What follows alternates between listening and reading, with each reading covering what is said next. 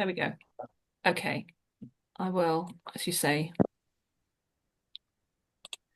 Okay, what I'm going to try and do to kick this off is I'm going to try and screen share, which may not be as easy as it sounds. Well, for me anyway. Um, okay. Can you see anything yet? Nope. No, okay. Let me go share.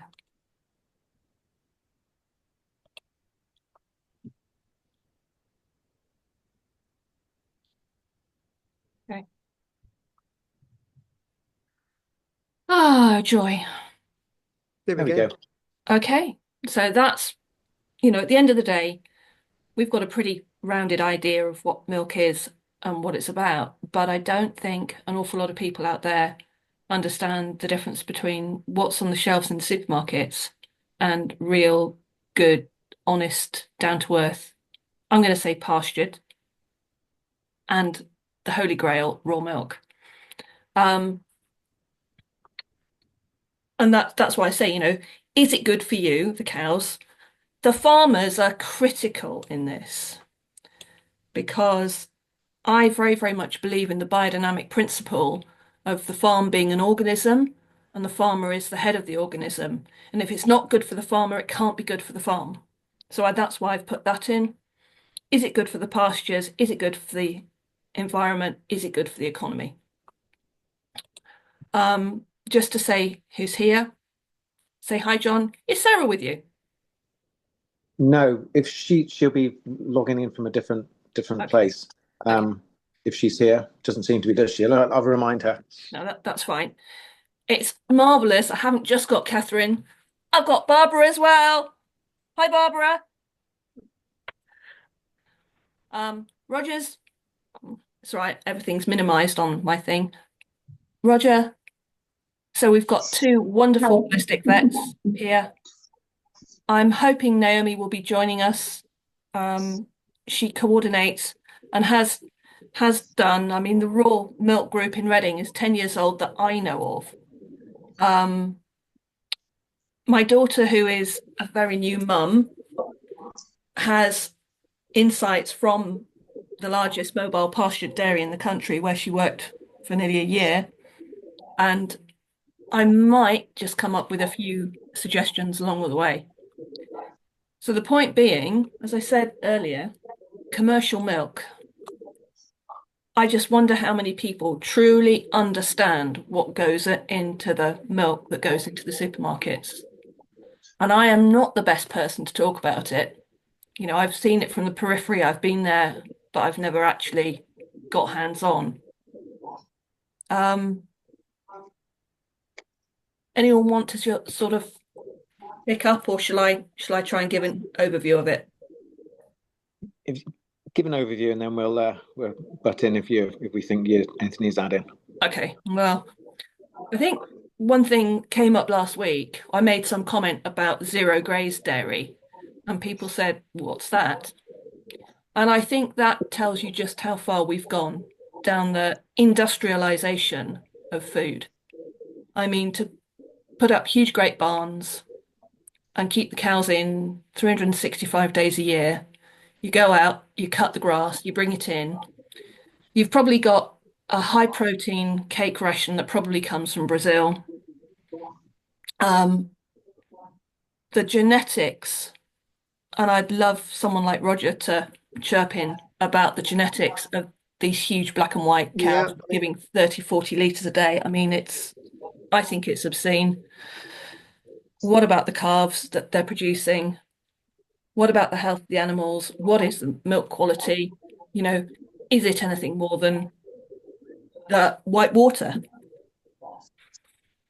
So, I mean, in fact, that's where we started. We bought some calves off a farm near us that did eventually go zero, zero graze. And I know when I first heard the concept, I thought, really, are we that mad?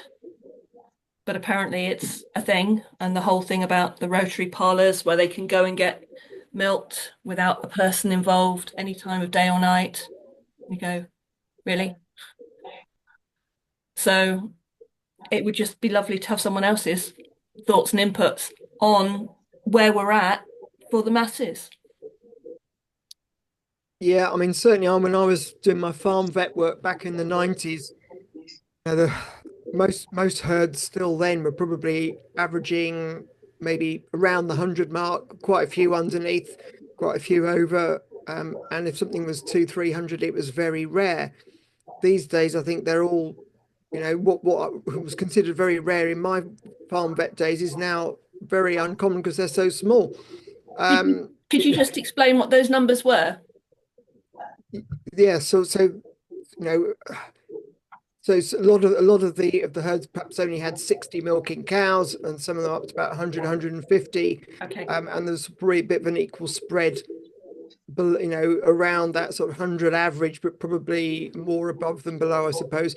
And then there was very few farms that had 300 head of milking cows, and that was sort of fairly rare. It was regarded as a large herd in the practice. And now 300 I think is probably regarded as a fairly small herd. Um, and if a herd averaged 10,000 litres of milk over a lactation, which is 305 days, that was considered very high. Whereas I think the average now is heading up towards 10,000 litres a year. So, the cows are being pushed very much harder these days.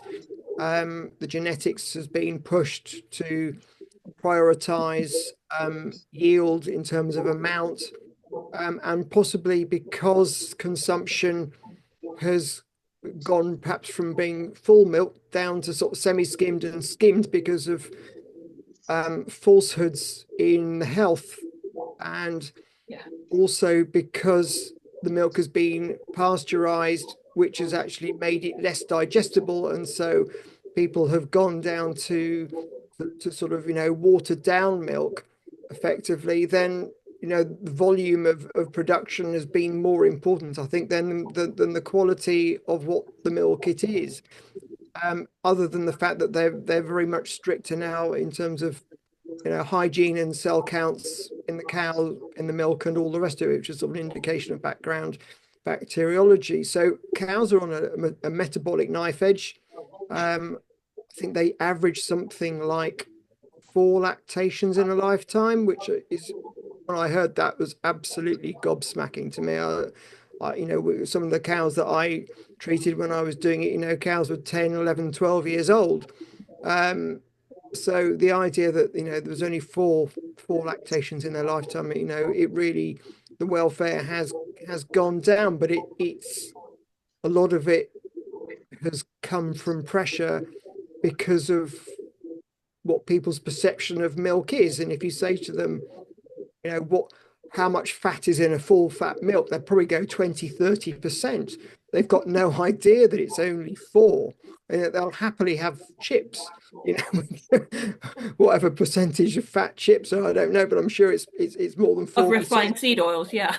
And refined seed oils and all the rest of it. So, the problem really has started with people's perception of what milk is, and therefore what they have demanded off the farmers, and sort of legislation that was unnecessary in terms of pasteurization, because there's very little problems from people drinking raw milk.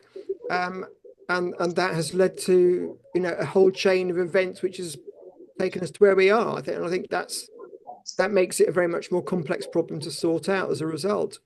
I think we also need to just bear in mind that those farmers are producing a product for a market. So I'm not going to defend what they do, but I'm going to say that they do the job very well. Yeah. The cows that are in the national herd are very well looked after.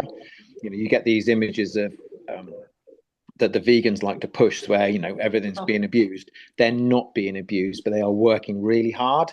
They are micromanaged. They are literally on the edge of performance every single day. I liken them to national hunt horses, and mine are just donkeys that work 6 months of the year up and down Western Beach.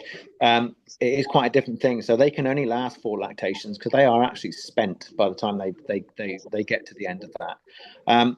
But those cows are very well looked after in regard to their their needs regarding comfort, so that their health needs, but not certainly not their mental needs.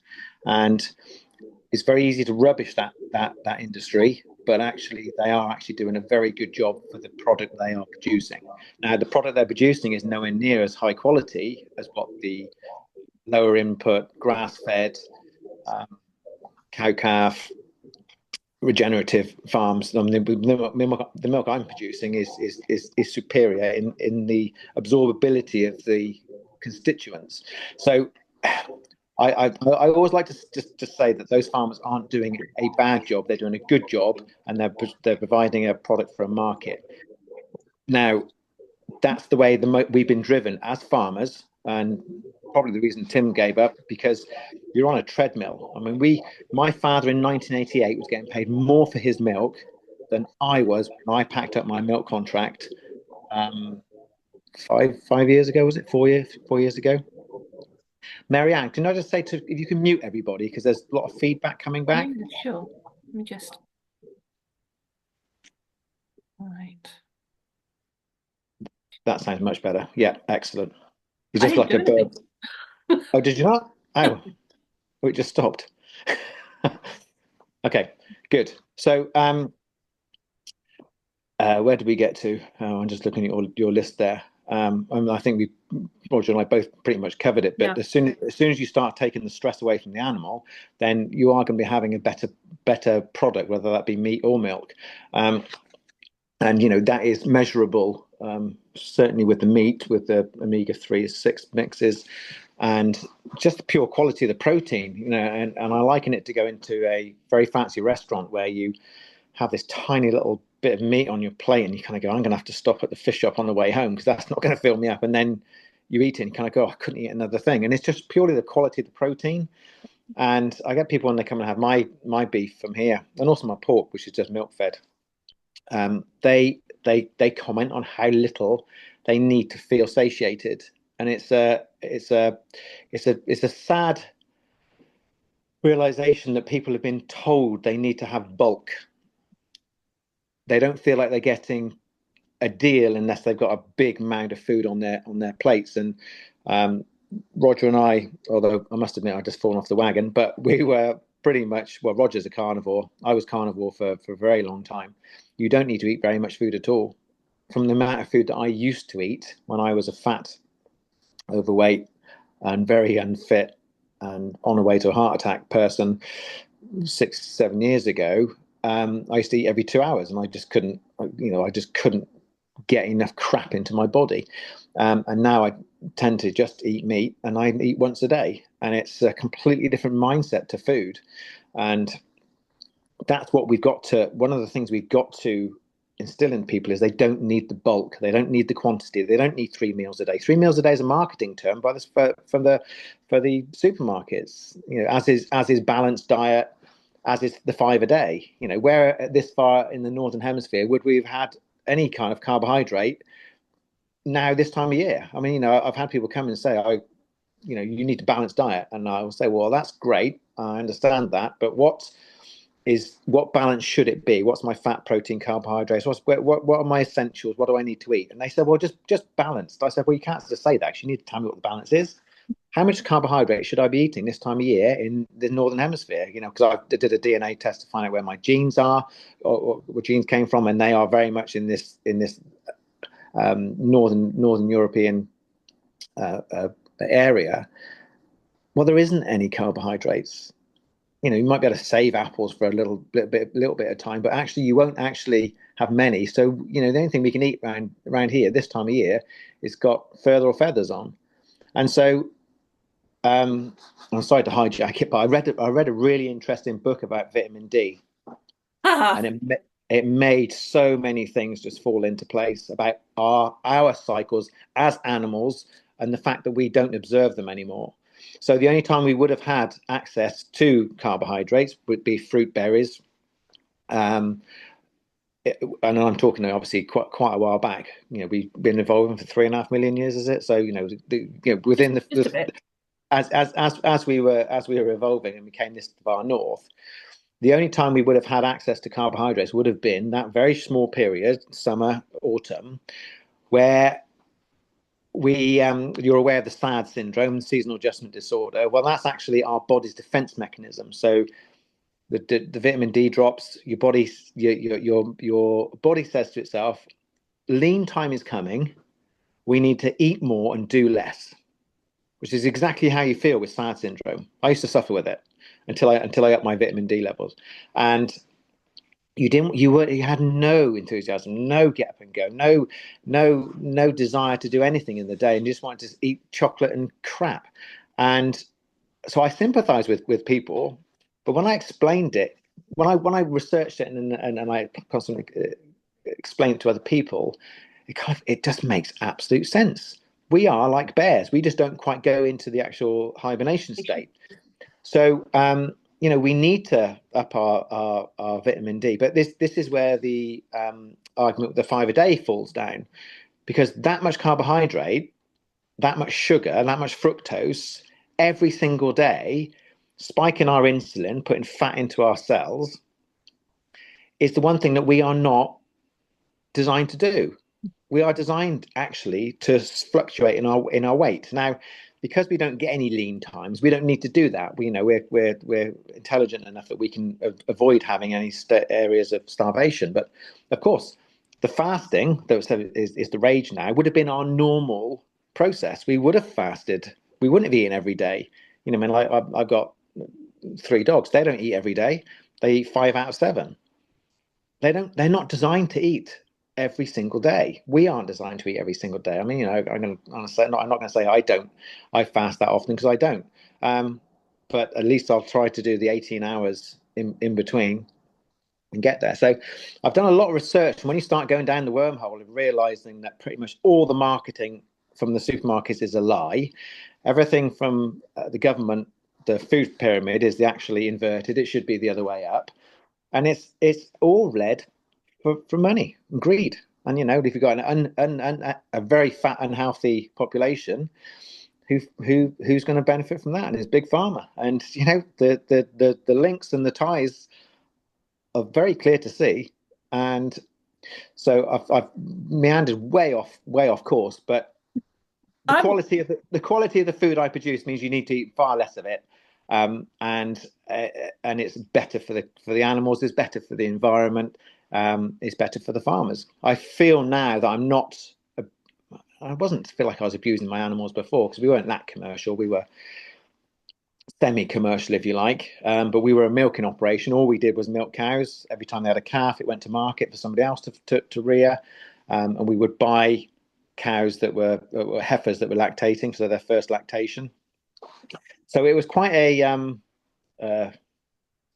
streamlined operation where we just produced milk. It was there, and there wasn't the added benefit of enjoying watching the cows grow and build a relationship with those, but also seeing the mothers teach their calves how to graze and how they react or interact with themselves and on their different levels. So for me, farming the way I farm now, which is very low input, cow calf, I only milk once a day. It really feels to me that that's the right thing to do. And I think there's a lot of farmers out there that are just farming because they just farm. That's how their dads did it. That's how their grandfathers did it. And they've just been pushed. The magazines that we get come through, the industry magazines, I just look at those and like, well, actually, I don't even open them anymore, because it doesn't relate to anything I'm trying to do. It's almost like a completely different world now. Yeah, 2 worlds. And I think there's something put out today by is it John Moody from America? Do you know the Rogue Nation? Mm. They're and he was saying that, what's the stat? It's on an email, so it'd be very easy for me to find. And it was about the amount of egg production and exactly what the breakdown of how many eggs are produced now and how many producers. I think there was something like 500,000 small producers producing 100% of the eggs, and now there's something like 500. Oh, here we go. So it's 5 million farms with 100 hens, and now it's 100 farms with 5 million hens. Totally So invented. that's in America, obviously, as we're talking about different, but it still applies here. Yeah. And the quality of those eggs, the quality of the life of those birds, is completely different. So you can see how our health is completely turned around. We're still eating eggs, we're still drinking milk, but it's not equivalent. It is horses for courses, and these their courses and nothing like our courses. I'm going to shut up now because let somebody else talk. No, no, no. I mean, what's your hopes for the next 5 years Um, for you on the dairy? for me, Yeah. to get better at what we do, we've had quite a hard transition. We've gone from a commercial farm to something more industrial to far more. I call it a hobby farm now. You've gone low input. We've gone very low input, and it's quite a hard transition. Mm-hmm. So we were still trying to supply. I had a very good contract with Cadbury's. We were trying to supply Cadbury's and do the raw milk, and the two just ended up. So the quantity wise, we were producing about up to 1,400 litres a day from our 55 cows. And now I'm lucky. Actually, I was lucky. I've only got 100 today, 100 litres total. I mean, we're only milking 20 odd cows, but there's a few other reasons why we're low on yield. But trying to make the books balance actually has been a bit of a roller coaster. And obviously, we've had far more interest recently with the Bovia and everything, and my inbox has just been mad. So for the next 5 years, for me, I think I don't think I'll ever have any trouble selling my milk. At the moment, we are the only farm, excuse me, for about an hour's drive radius, Tell me about it. and it's very sad, but it won't be existing farmers that will be the farmers of the future. And I'm talking about our kind of farming.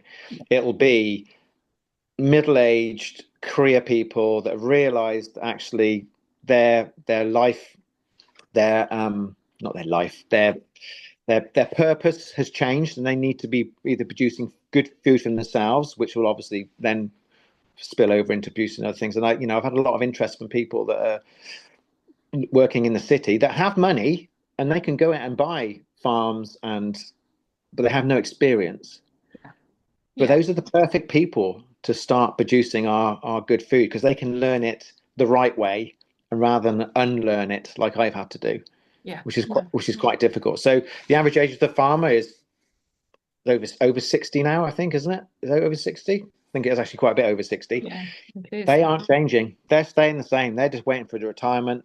And with all this like inheritance tax is all brought everything to light that these old farmers, they don't want to give up, but they're not prepared to change, because if they were prepared to change, inheritance tax wouldn't make a difference, because they've already passed it on to their sons a long time before it is ever relevant for inheritance tax. So I I tell you think what, that is a great segue into talking to Barbara and Catherine, good. I'm gonna because shut up. yeah, Barbara, are you there? Let me see if I can unmute Barbara. Hello. I just Hello. I just thought where Jon had got to was a really good time to bring Babinswood into the equation, both with what you're trying to do, how you're doing it, and why you're going down the Community Benefit Society. And it's got to be said that I am still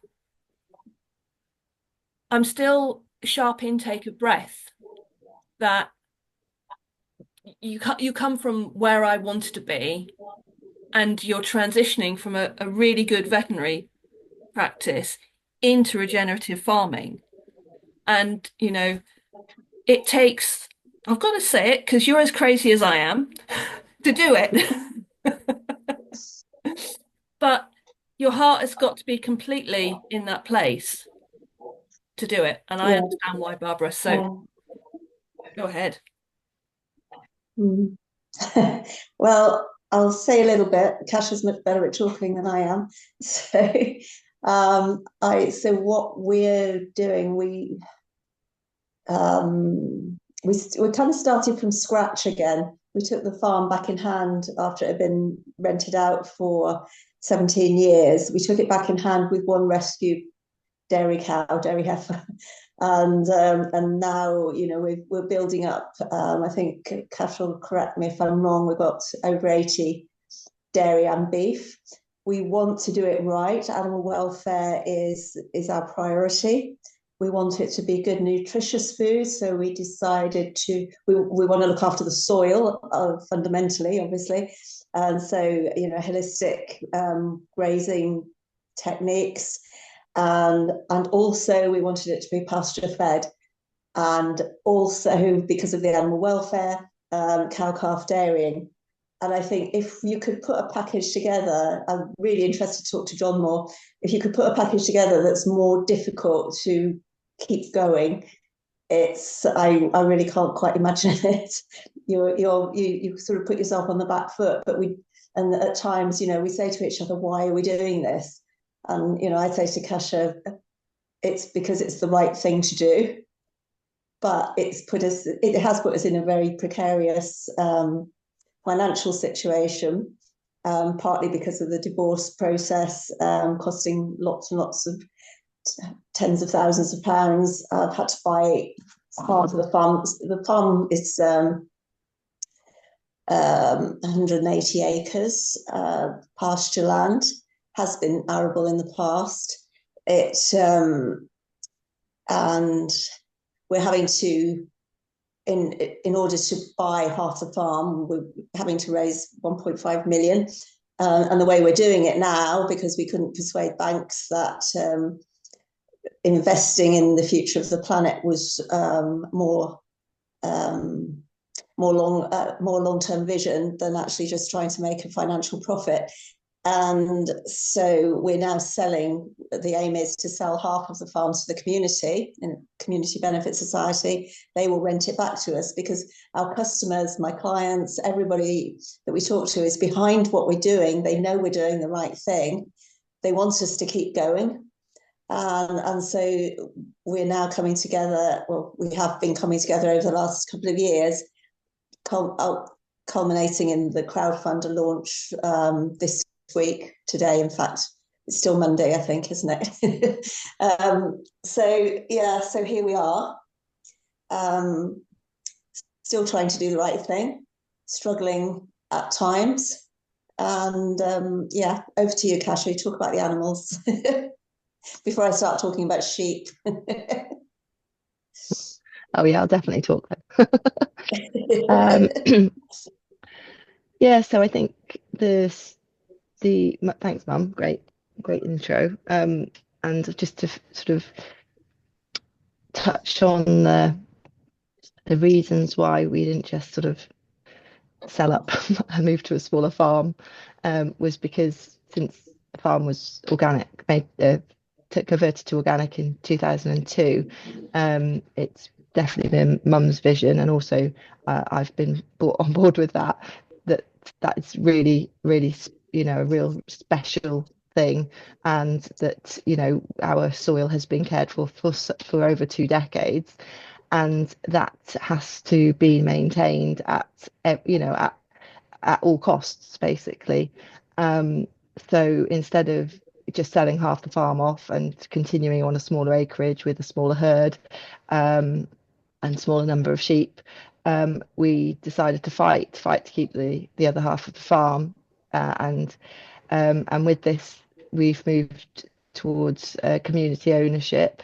We're not there yet. Crowdfunder literally went public today. We've got to the end of March to raise the cash, and it's going to be an interesting couple of months, on top of Mum being a full-time vet and having broke her wrist, and me being a full-time mum and being a farmer. It's a whole other business on top, but it's what we are so passionate about. And the reason why I think it's going to be successful, or we know it's going to be successful, but I've got to have a little caveat of doubt, is that because everyone that's behind us now they've been with us for the last 6 years since we came back to the farm. They've been with us on every decision that we've made, because we started the dairy just direct selling to our customers or mum's veterinary clients or people that walk down to the farm. And so every decision we made to keep the calves with the mothers, to milk once a day, to not buy in like concentrate feed, and reasons why I think we all know. What you've shared, Roger, and what Jon's shared, the reasons why we do that, and they know that it's in our hearts to do the right thing, and they've trusted us and supported us so far with their cash. So yeah, it's great. The dairy though, that's my thing, and I love milking cows. It was, although Dad and Mum sold the milking herd in 2001, and got out then as a family. It did feel like as soon as I started milking that one cow again, that I was home. That was me, in the right place. But trying to balance pasture fed and cow calf, once a day milking, seasonal milking, with a viable business, I'm still struggling. I'm still struggling with that, which is a problem when you've got bills to pay, and soon we'll have a rent to pay to this community benefit society that we are buying a farm for us. So we've subsidised that with selling meat. So we rear the beef off the boys really, or the girls. I crossed a bit of beef in, so we've got a bit. We have some meat sales now, and it again is we sell it direct to our customers, and every person we talk to, they try it, and they just don't want to try anything else, because they just taste real food, and it's like they've never tasted it before. Yeah, do I need to say anything else, Marianne? Well, no, you said it all. I think the milk produced this way, like anything else, where the care has gone into its production, is noticeable at the taste buds. This is conversations I've had for nearly 20 years with people saying, "My God, what you produce has got an incredible flavour," and it's a real commitment to doing it right. It doesn't matter whether it's growing cabbages or milk or meat. It's the same fundamental at heart. We know there is an awful lot out there that's being done wrong, and we're trying to actually be almost a way shower, a light holder. And the more people get to taste what we're doing, the more, I don't know about you, but I'm absolutely sure it's the only way to go. I say, Can I come in on there as well? Because of course you can, Roger, because you were next anyway. I think the one bit of encouragement for Jon and Barbara and Kasia is also that we're understanding human nutrition that much better as well. And if anybody's sort of gone down the whole deuterium sort of quantum understanding of nutrition, then we're actually starting to understand why grain-fed meat, grain-fed milk creates a problem in terms of deuterium within the food and the fat, especially in the meat. And as I'm hoping that as that level of understanding of nutrition reaches a level where more people are aware of it, the demand for food produced the right way, which is ultimately regeneratively and locally, will hopefully then give that incentive for people to seek out those farms, and as Jon was saying, for people to move into farming to do, who can afford to do it, in the regenerative way, and increase that whole drive and movement in that direction as well. So I'm ultimately hopeful that regenerative farming is on its way back, although we might be at the bottom of the hill. But I do think there is sight at the top of the hill, and knowledge from human nutrition will help to drive that, as well as for those who actually look and search it out to understand it properly. Yeah, agreed. I think we all agree totally on that. I know there are going to be some people wanting to know your opinion both on the mRNA and the Bovia issue. Yeah, I mean, I've my background, as I sort of said earlier on, was I was farm only, and then back in the 1990s, even back then I could see that the government really didn't want farming future long term. I could see it back then, and so I moved down to the New Forest and added horses into my sort of remit, but stuck more mostly to the farm side when I was down there as well.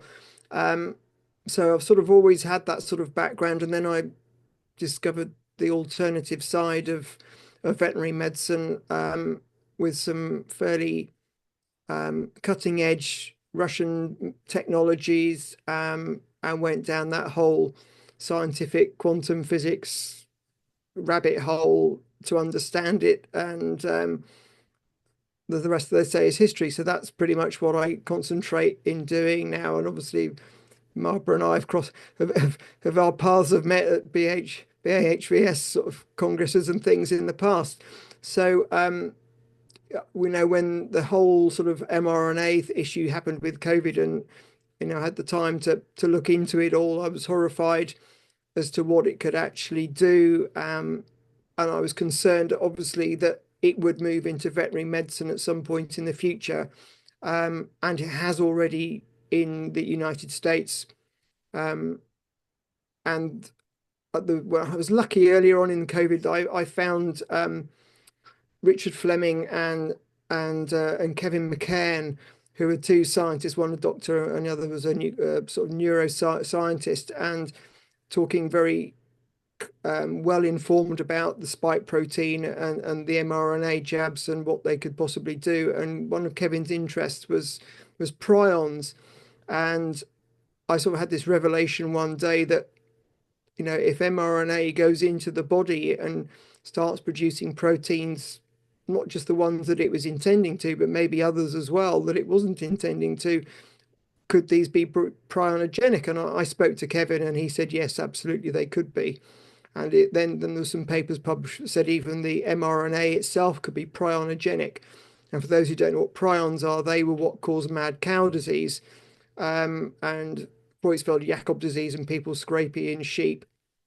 And so there is a very real possibility that if mRNA vaccine, well, they're not vaccines, if they sort of get used in the veterinary profession, certainly in the food side of things, there is a real risk that they could potentially make the food prionogenic and dangerous.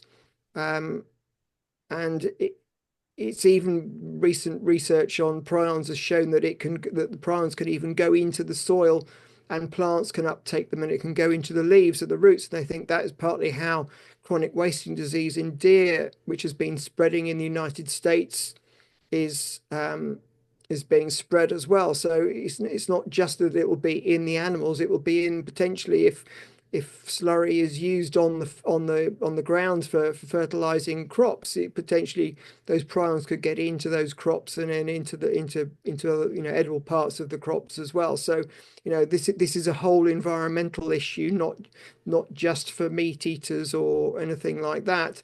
So Kevin and I wrote a joint letter of concern, open letter to the Veterinary Medicines Directive, basically asking what the current position was and pointing out all the dangers, and asking them were they going to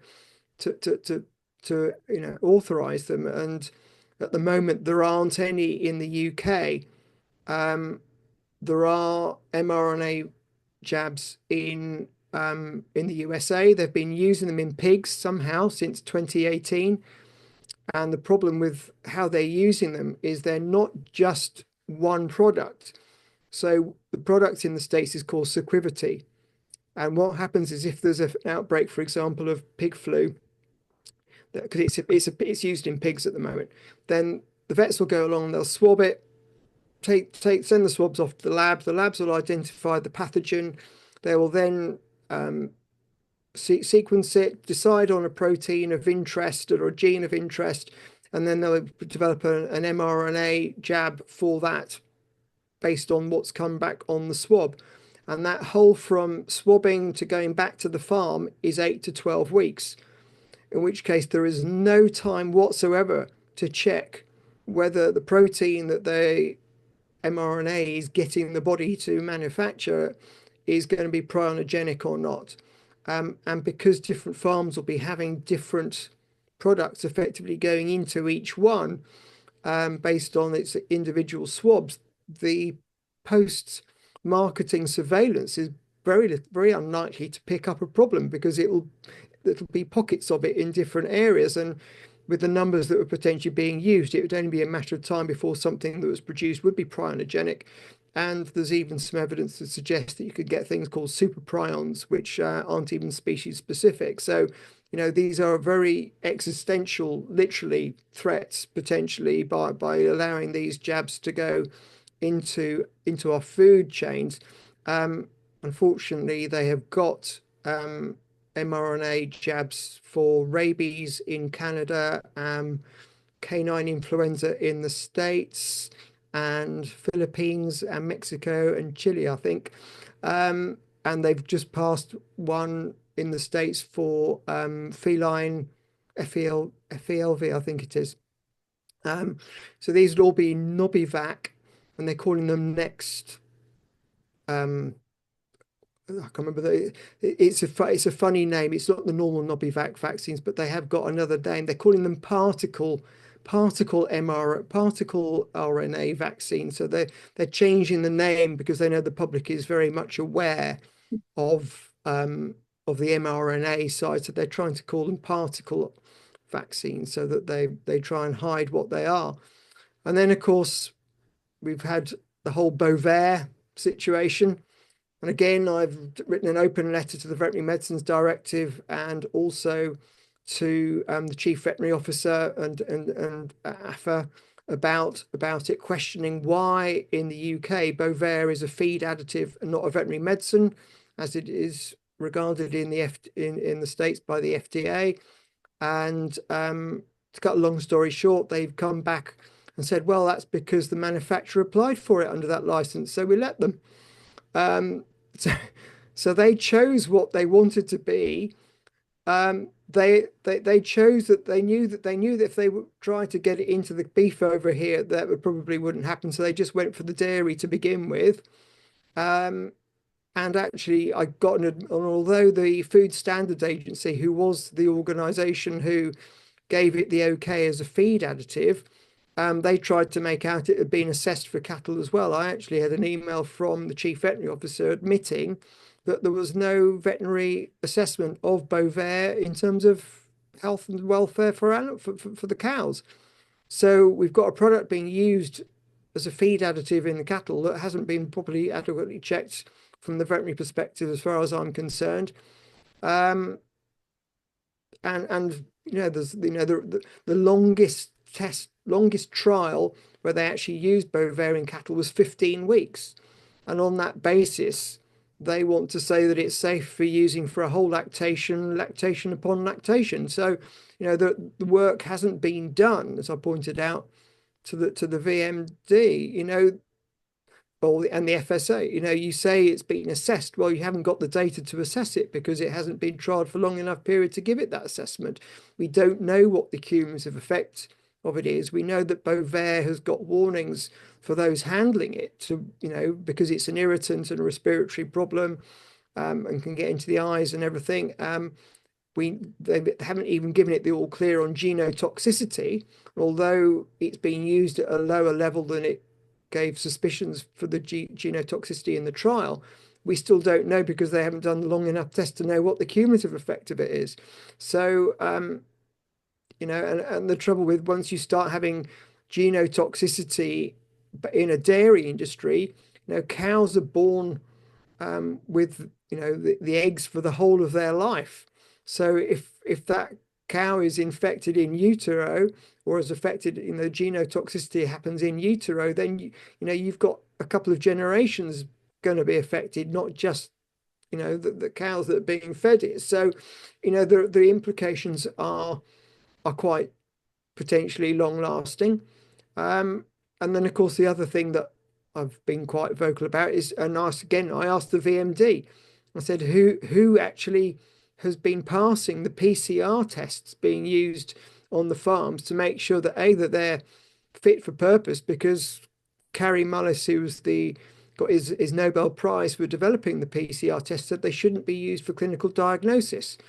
And they came back and said, oh, well, it's changed since he developed them. It's like, no, they haven't. And anyway, because it's a test, we've got nothing to do with it.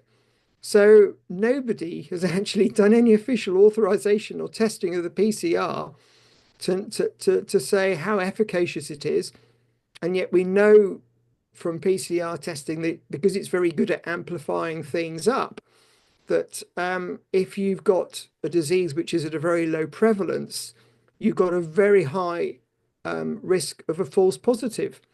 And so, and it's although I've asked the VMD of all these things, they couldn't, and DEFRA, they couldn't really give me any satisfactory evidence that they really understand what they're using. They know the nuts and bolts of using it, but they don't understand the implications of the testing, because they don't understand the risks of false positives, and they don't understand that if you've got 6 different viruses, and they all happen to have this sequence that's part of what the PCR is looking for, they're all going to be identified as the same thing, even though there's 6 different completely unrelated viruses there. And so people need to understand that a PCR test isn't testing for a viable virus. It's testing for a segment, a fragment of nuclear material that just happens to have that level of, or that sequence of nucleotides there. And if they amplify it up enough, they'll find it there. So, if you've got wild birds flying around, and they come down to the troughs, and they crap in the troughs, and or they sneeze in the troughs, the cattle, they might well pick up a bit of virus, but it's not going to mean that they're infectious or that they've actually got virus. It just means, a bit got in their eye, or a bit got in their respiratory because they breathed in some dust, and this is being used then to diagnose disease. And despite trying to ascertain really how much is being reliant upon the PCR test on its own, it's not entirely clear. So I don't know if they're doing any sort of isolation or antibody testing alongside to confirm the PCR, whether they're just, having these bird culls and things based on the PCR alone. But there's a high probability that they're false positives. Can I ask both you and Barbara, where you've got, I'm just going to say, dis-ease in the herd, having done the whole course myself, I've got shall we say, a little bit of an insight. But do you think early intervention with homeopathy, for example, would negate the need for ever needing to get as far as a PCR test? Potentially. I think I think that's as much as you can say until someone's actually done it and put the remedies or whatever in the water and see what they do. The answer is potentially, but we don't know for sure. I'm trying to.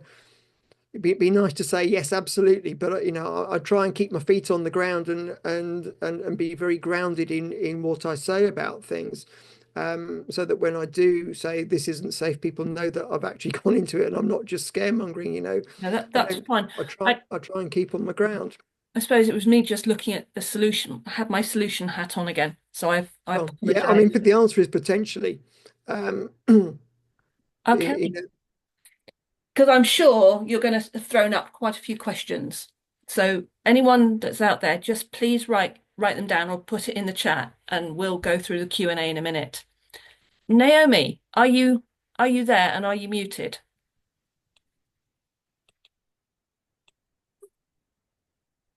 Naomi? Yeah. I think I'm on now. Am I on? You are on. So I asked Naomi to come on because I know there's a lot of people that want to know about raw milk and how to get it. And as Jon said, um, you know, he's the only one in an hour's round trip, and where we are, well, I'm in South Oxfordshire and Naomi's in the other part of South Oxfordshire. And how far are you currently going for your raw milk?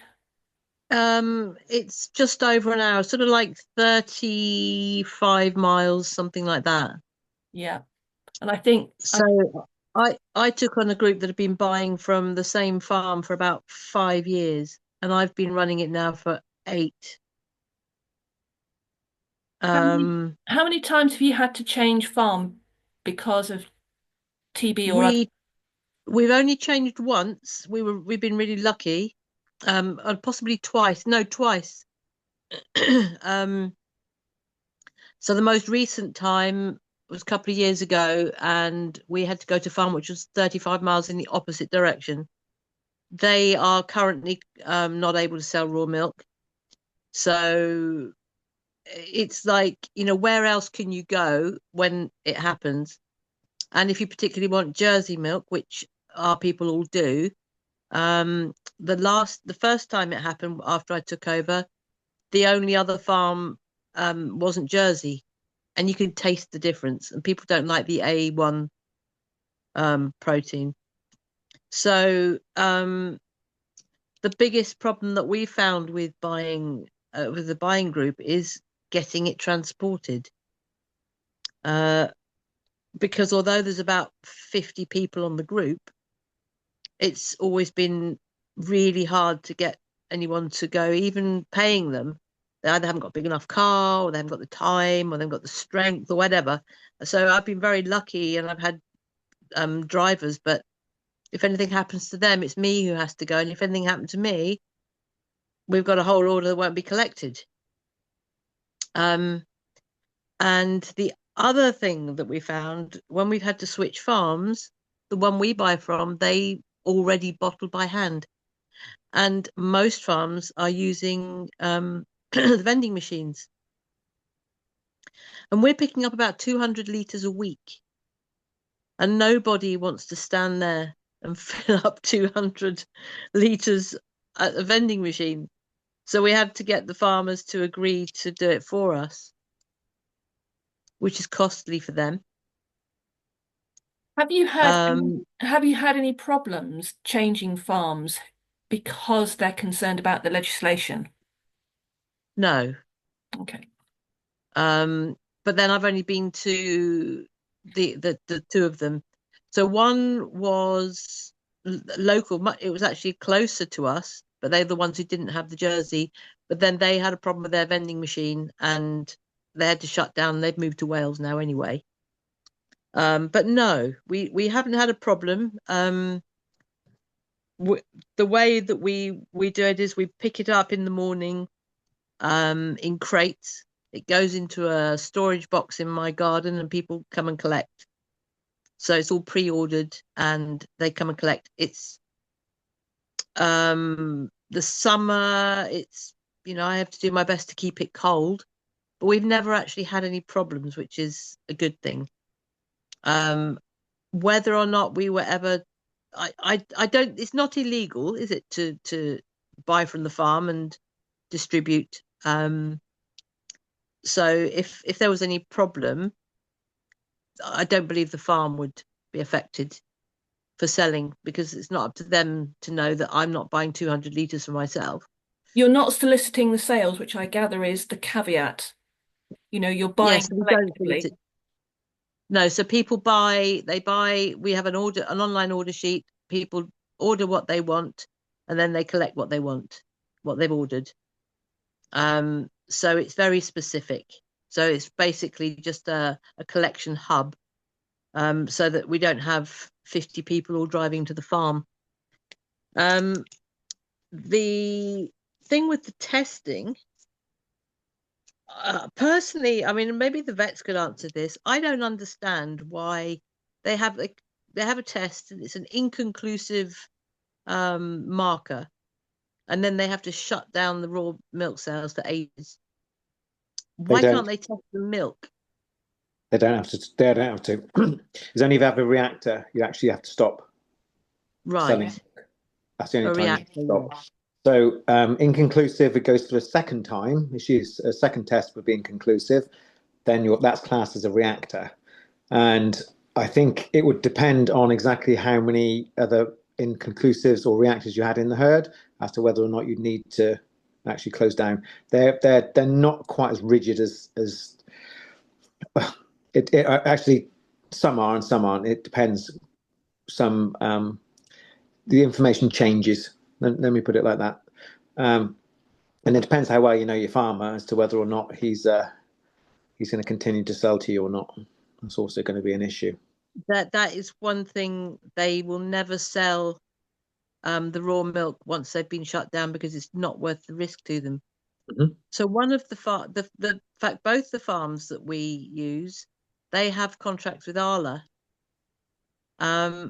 They can't. We could buy more. I have people I can't add to the list, because their demand is so high, but they can't give up that contract with Arla in case they are not allowed to sell raw milk, because that's the only outlet they have for selling the milk. Correct. Can I ask, sorry, this is really quite an important factor. When raw milk producers going for cheese, how is that affected? Does anyone know? Be the same. It is the same, is it? Mm-hmm.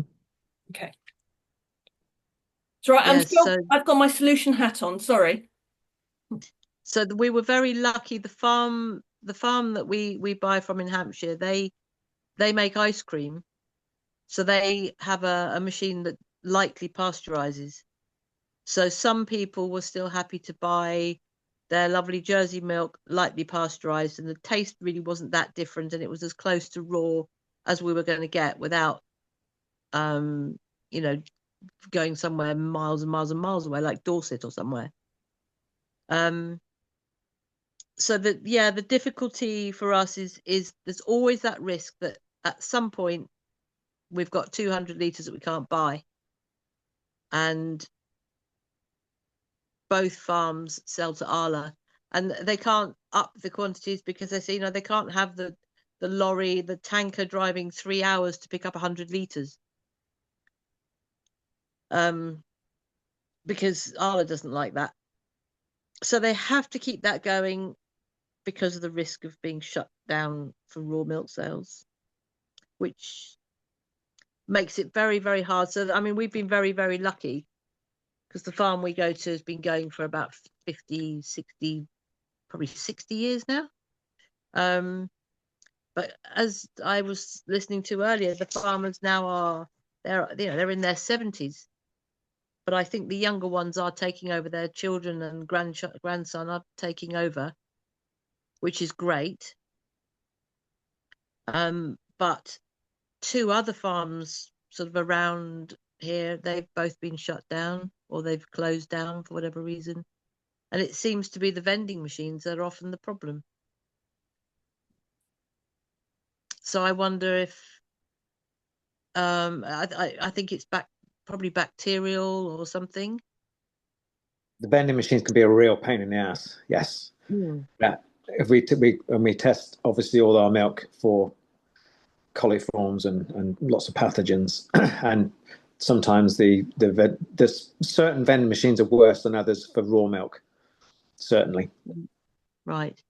And I was talking to the farmer the other day, and she was saying that a lot of places now are using these robotic milking machines.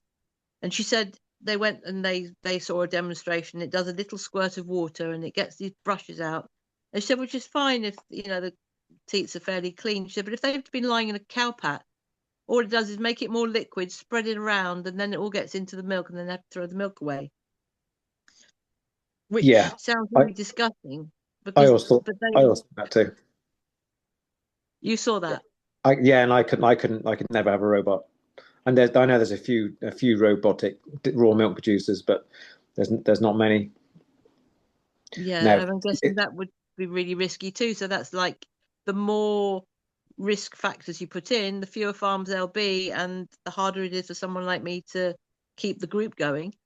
the hardest thing is Because the the paperwork. alternative, Is to get the paperwork sorted out. The hardest thing is this paperwork. Farmers don't want to do paperwork, and to get a raw milk license, you need to be doing a lot of paperwork, and they hate it. okay. That's why a lot of people stopped.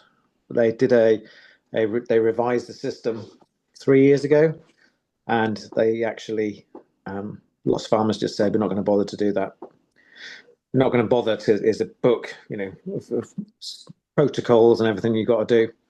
And it's the same as every bloody stupid rule like that. You look at it once a year when they're coming out to inspect it. Yeah. It's like risk assessments for everything. Nobody actually does it until something goes wrong or the inspector's on his way out. Yeah, And that's right. raw milk done in with cows that are under low pressure is inherently safe anyway. It has its own pathogen inhibitors. I mean, it's designed to feed a baby mammal with no immunity to start with, so it is actually inherently safe.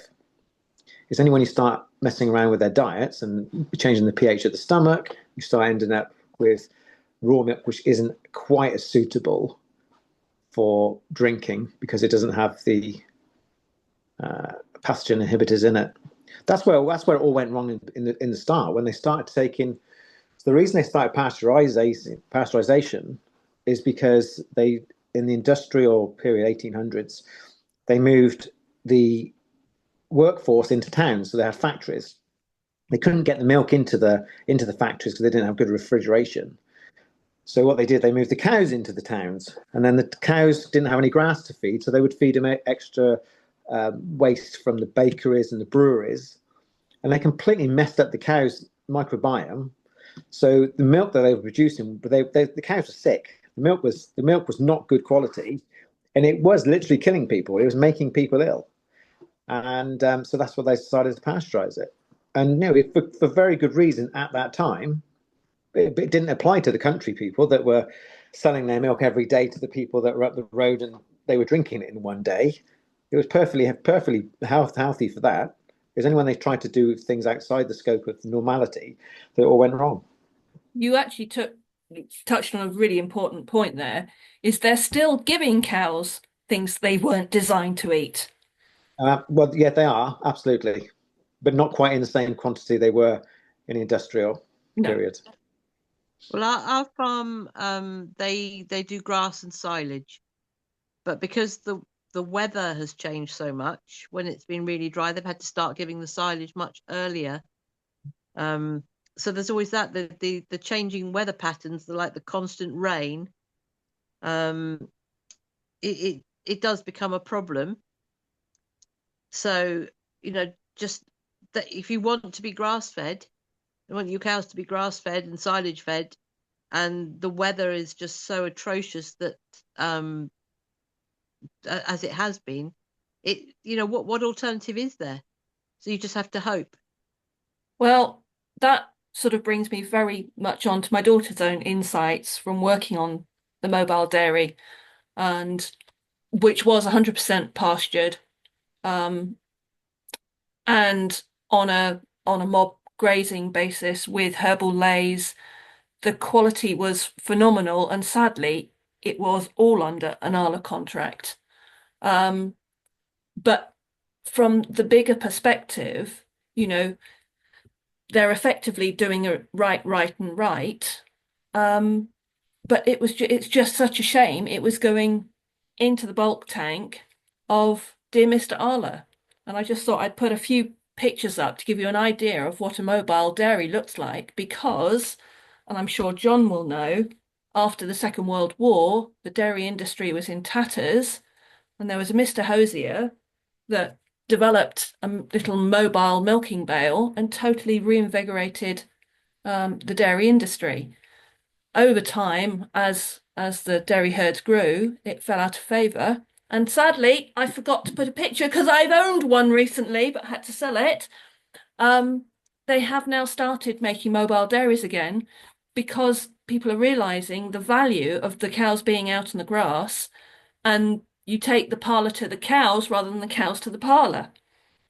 And my hope would be that this sort of thing will come through again, not just from the raw milk perspective, as in bottled milk, but from the secondary produce, because we know very well the quality of any dairy product made with milk this high quality is fabulous quality food.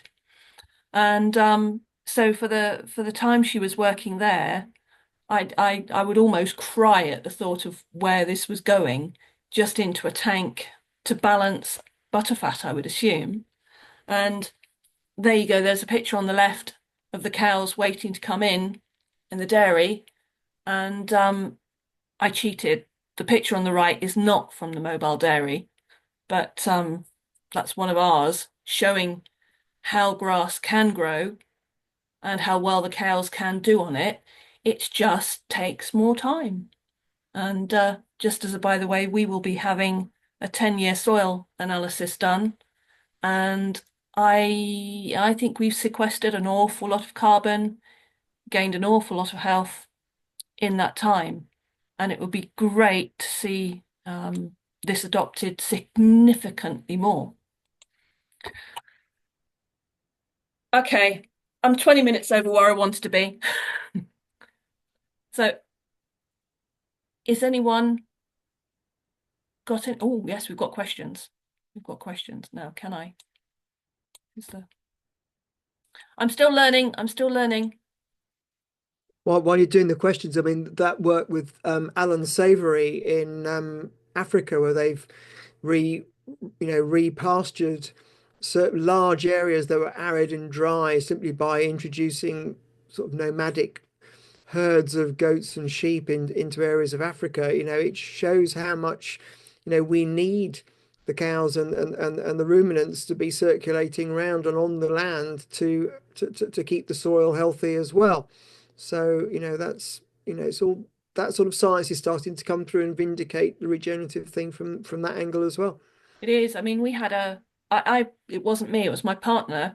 He was doing some fencing one day about 3 months ago, and lady who used to be local came past and stopped and talked. And she asked what he was doing, and he explained, and she said, "Oh, that makes sense." He said, "Why?" She said, "Well, it used to always smell really rank down here." And she said, "It's the one thing I really notice. You can see the vibrancy of the grass, but more than that," she said, "you can really smell the land now smells sweet." What an unusual thing to say, but that's someone totally, outside the equation, noticing a difference that we would, of course, would not have noticed. Mm. And I believe there is a lot of well, Barbara and Kasia can also chime in, because I know, they've been using the same sort of philosophy on the grassland.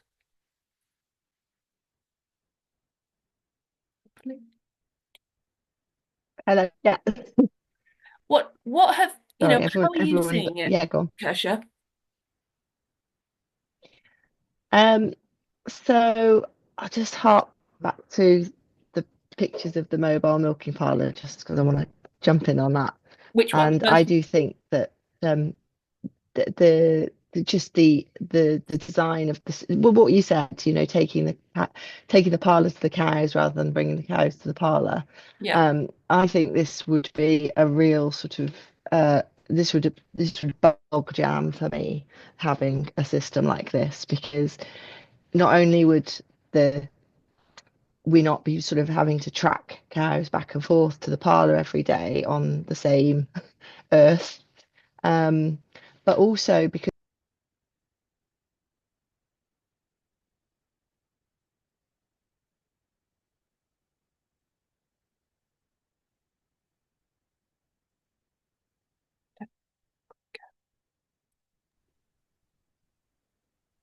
sorry. had disappeared. Oh, you're there. I thought it was I'd done something silly again. Sorry. So go on. No, it was completely me. Yeah, so I think that sort of, for me, the cow calf um, uh, management sort of during that the sort of the 6 months um, when I'm sort of eking out that separation period.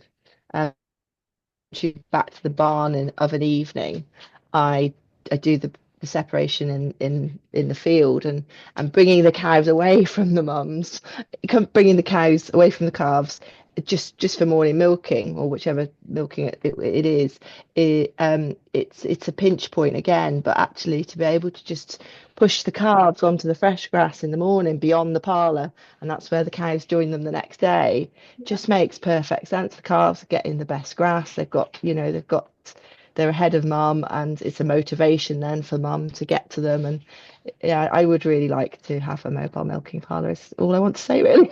What sort of how many stalls would be ideal, do you think, for your site, your Um, operation? so I'm looking to convert a container into 4 to 6 stalls, but we'll be milking 20 this year. Um, Hopefully, I think maximum sort of on the farm will be 30 cows milking. So, not huge amounts. Okay, so six would be ideal with a gives Yeah, you a bit of wiggle room. Yeah. Right. yeah. And regarding the health of the land, I think one thing I've really in 2016 we took on the holistic management training, and we were really lucky to be able to work with the outgoing tenant with a lot of animals. So we had a lot of feet on the ground to sort of practice with. Um, and we did I think we did it really well. And then we had a lot less animals once that they'd all gone. And I think not having the hooves on the ground has actually been an issue for us now, because we've sort of and I'm not making excuses. I'm completely I completely know that we've not been like hitting the holistic planned management as good as we should be with everything else we've been fighting with at the farm at the moment. But we our fields are vast. They're like 20-acre fields, and they're just open grassland with some with really mature hedgerows. And in some of these hot summer months, or even like really sort of Mhm. cold, windy, wet autumns or springs, whichever one we get, um, I just find it really difficult to put my cows in a paddock in the middle of the field and have no shelter for them, and so I don't do it. That means the paddocks are much larger, the cows are on there longer, so the ground's not getting the right attention it needs, whether that be hoof on the ground. So we always opt for longer rest. But I think we're seeing now that over the last couple of years, it's been to our detriment, and we're not getting the grass growth we used to get like 3, 4 years ago. And we saw that last October. The energy wasn't in the grass, whereas I was kind of hoping we might have sort of been a bit protected from that with the way we've been caring for our soil. But no, it got us too. Sorry, I'm Yes. rambling, No, really no, no, tired. that's absolutely fine. I mean, all being well with the crowdfunder, I would assume once capital grants come back on board, it's Mm, something you would look at doing is planting trees and hedges a lot more. yeah, Likewise, I've seen with what we've been doing, where there has been trees, the recovery is so much faster. And yeah, yeah, yeah, that's what we intend to do is put hedges and trees in specifically for shade in summer and winter. yeah. And more from an interest perspective, apparently back in medieval times, in the days before they were actually able to fence, they would have lots of little hedged paddocks for winter grazing. So they would bring them all tight together for warmth, eat what there was, and work it around. And guess what that mimics? Alan Savory's method. And Yeah. apparently, on the land we currently farm, medieval times, they say the topsoil was 3 foot deeper than it currently is. So maybe, Yeah. maybe we need to reinvent the wheel. Yeah. There were a number of questions saying where can they get raw milk? Well, as Naomi said, they're up to capacity. I'm not sure where you are, Aidan, but we are very much in a big no raw milk area. Jon is the nearest in one direction. There's one up on the Northampton border, and There's one at Buckinghamshire, utterly fresh. yeah, yeah, they're black and white again. They are And black and white, yes. yeah, and when I went in there, okay, it was last year, there was nothing in the vending machine and no one around. Oh dear. Mm. Um, and yes, there's Charlie at King's Langley as well as the guys that you're going down to in Hampshire. I mean, it's ridiculous. I've got a lot of people saying, can you get raw milk? And yes, I can, but like, Naomi said, it's going and getting it. It's the cost of doing that. Um, and how far have Charlie's we on go to stop, get? by the way. Sorry, Charlie's on stop. is he? Yeah, T been since before Christmas. is it TB or something else? They haven't specified, but I think so. Yeah, I think it's TB. Mm. So regarding cows and trees, Yes. cows are actually forest dwellers. Yeah. They would have acted like deer. So Yeah. actually, just the same as chickens, we put chickens in big open fields and go, oh, they're free range, but that's not what they want to do. They're petrified being out in the open. Cows are pretty much the same. Regarding raw milk and finding it, Yeah. and the future of it, I'm sure you've heard of the Raw Milk Producers Association. I have. Yeah.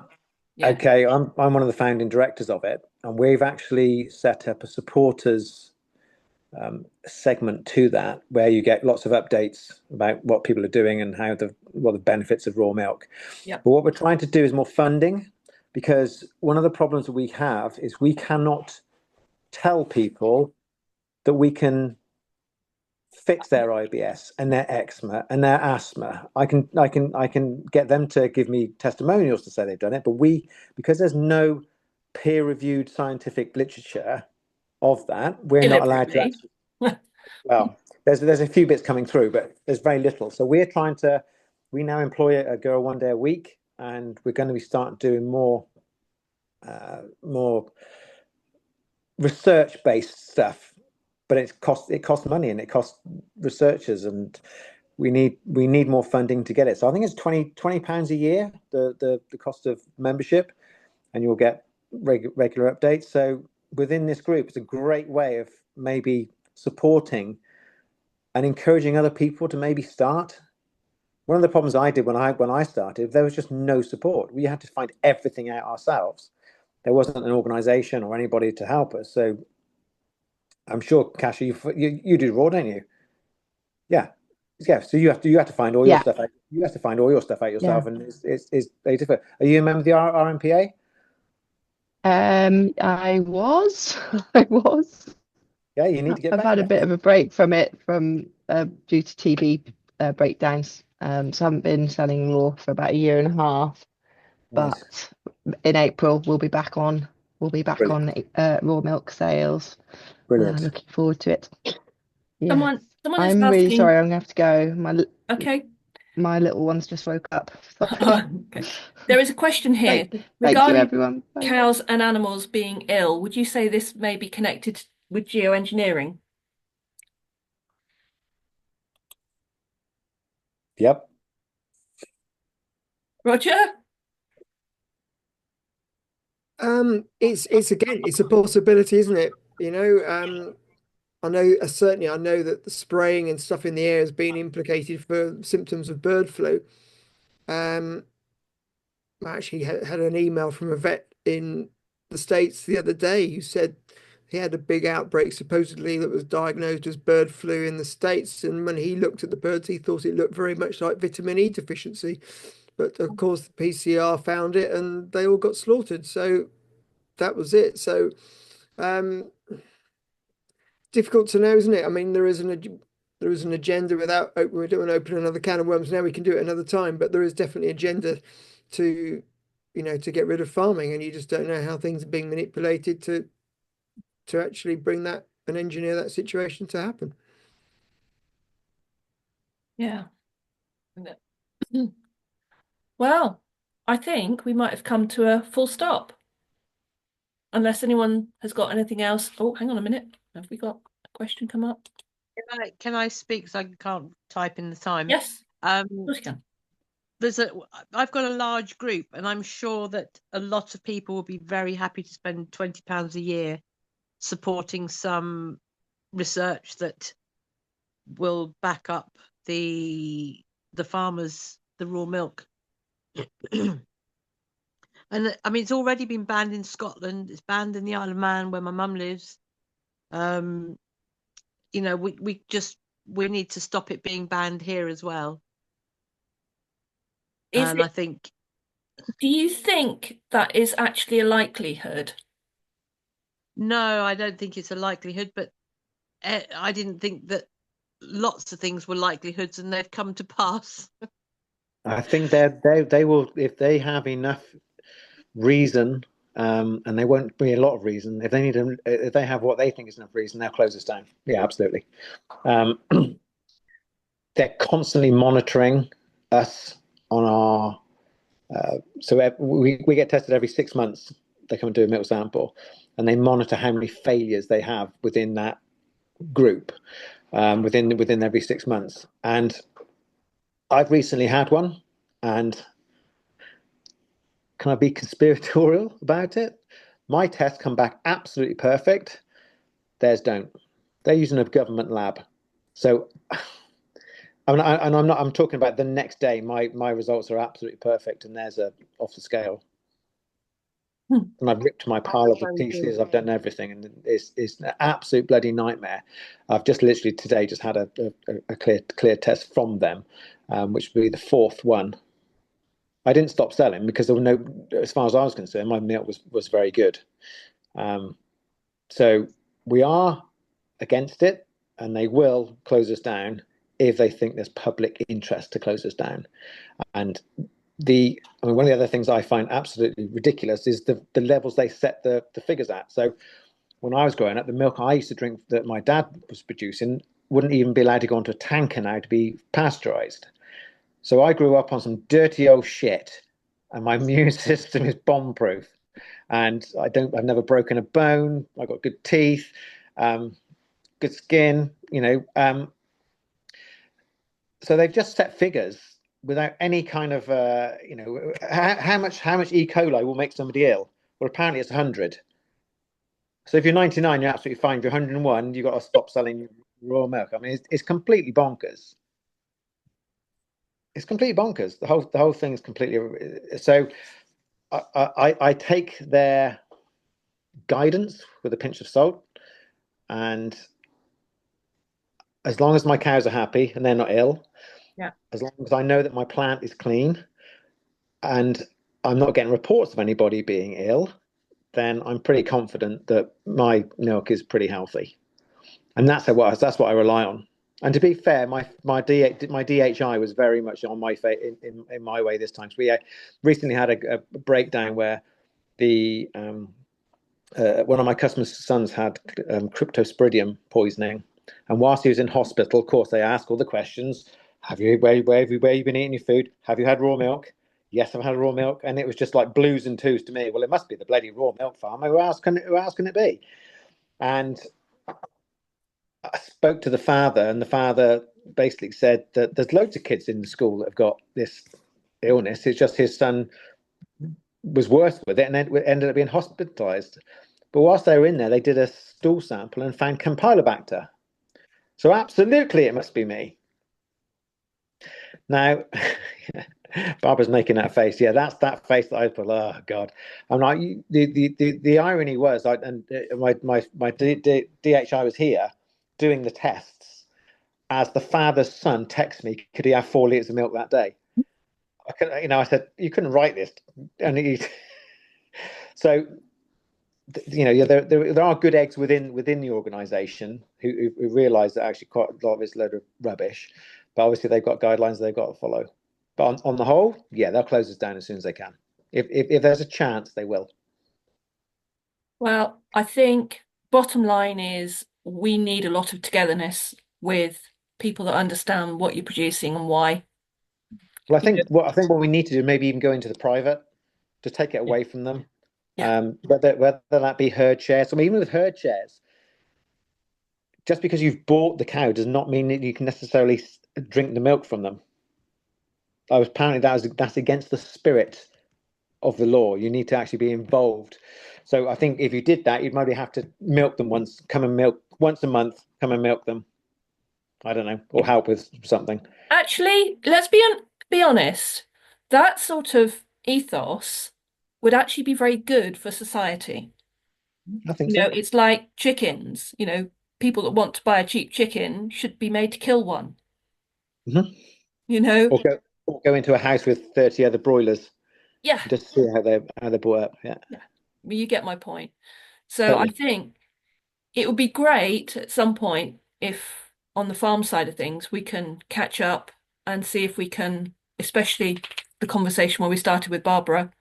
Um, in fact, I think I shall stop recording if I can now, and thus perhaps can I stop recording? Yeah.